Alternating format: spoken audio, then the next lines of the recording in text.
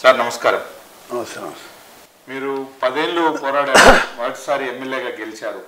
ఈ అనుభూతి ఎలా ఉంది మీకు? అంటే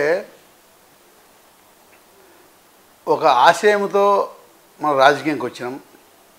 ఆశయం నెరవేరాలంటే ప్రజలందరూ కలిసి ఈ 10 సంవత్సరాలు చేసినటువంటి కృషి ఈరోజు ప్రజలు నా మీద నమ్మకంతో ఈరోజు నన్ను గెలిపించినారు.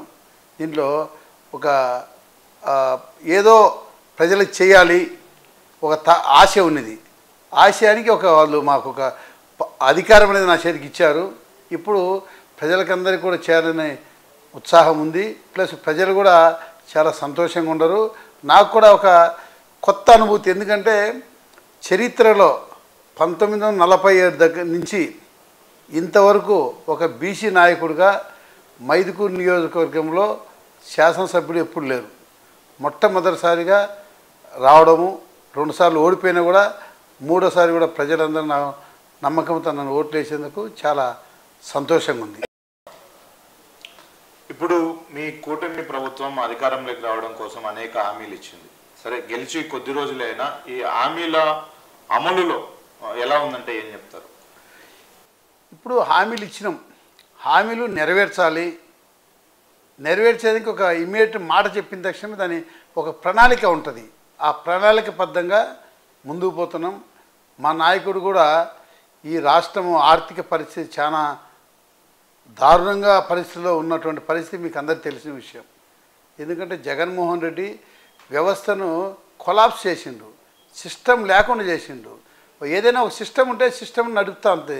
సిస్టమ్ లేకుండా కొలాప్స్ చేసినటువంటి సిస్టాన్ని మళ్ళీ దారిలో పెట్టాలంటే కొంచెం టైం పడుతుంది. దానికి మా నాయకుడు ఒక సిస్టమ్ ప్రకారం ముందుకు పోతున్నాం. దాని మూలంగానే కూటమిలో మేము భాగస్వామ్యం అయినాం. కాబట్టి ఎన్డీఏ కూటమి కూడా మన ప్రధానమంత్రి గారు మొన్న పార్లమెంట్లో కూడా మన రాష్ట్రానికి ముఖ్యంగా అన్ని వనరులు కొంచెం ఇస్తా అని చెప్పి మాట చెప్పడము మనకు కూడా ఒక భరోసా వచ్చింది. ఎందుకంటే వ్యవస్థ కొలాప్స్ అయినప్పుడు, డబ్బులు లేనప్పుడు మనం ఏ రకంగా ముందుకు పోవాలని చెప్పి తరుణంలో మన పార్లమెంటు మొన్న బడ్జెట్లో మనకు సపోర్ట్ చేయడం మన రాష్ట్రానికి ఒక ఊతనిచ్చింది. దాని మూలంగా ఇంకా 1 by 1 సిస్టమ్స్ మన నాయకుడు సిస్టమ్ దాన్ని ఏ రకంగా పోతే మనం చెప్పిన హామీలు నెరవేరుతాయి. ఎందుకంటే మాట చెప్పడం కాదు, పని చేసి చూపించాలా. కాబట్టి చెప్పినటువంటి హామీలన్నీ ఖచ్చితంగా నెరవేరుస్తాం.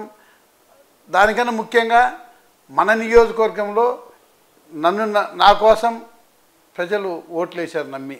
మేము చెప్పిన మాట ప్రకారం మేము అప్పుడు చెప్పాం. నేను చెప్పింది 2 హామీలు. ఒకటి రాజోలాని కట్టాలని, ఇంకోటి శ్మశానాలకందరికీ కాంపౌండర్లు కట్టి శాశ్వత ఎవరు కబ్జా చేయకుండా దాని ఒక సిస్టమేటిక్ చేయాలని చెప్పి హామీలు ఇవ్వడం జరిగింది. దాని మూలంగానే ప్రణాళిక వేస్తున్నాం. ఇప్పుడు మొన్ననే మన అసెంబ్లీలో కూడా మన రాజుల ఆనకట్ట నుంచి ఒక పాయింట్ రైజ్ చేసిన, రేపు జరగబోయే అసెంబ్లీలో కూడా మన రాజుల ఆనకట్ట గురించి డీటెయిల్గా చెప్పి ప్రభుత్వాన్ని కూడా ఒక హామీ తీసుకుంటాము. దాని మూలంగా నేను ప్రణాళిక వేస్తున్నా.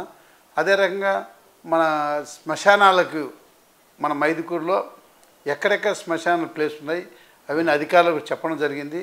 వాళ్ళు కూడా ఎక్కడెక్కడ చేయాలని చెప్పి నిన్నే నా దగ్గరికి రివ్యూ చేస్తే సుమారు 113 ఏరియాలు క్లియర్గా ఉన్నటువంటి శ్మశాన ప్లేస్ ఇచ్చారు. దానికి కాంపౌండర్లు కట్టడానికి ఎస్టిమేట్లు అంతా ఏమని చెప్పినా అదే రకంగా ముందుకు ఈ 5 సంవత్సరాలలో మేము చెప్పిన హామీలు నెరవేర్చడానికి మేము సాయశక్తిలో కృషి చేస్తామని చెప్పి తెలియజేసుకుంటున్నాం.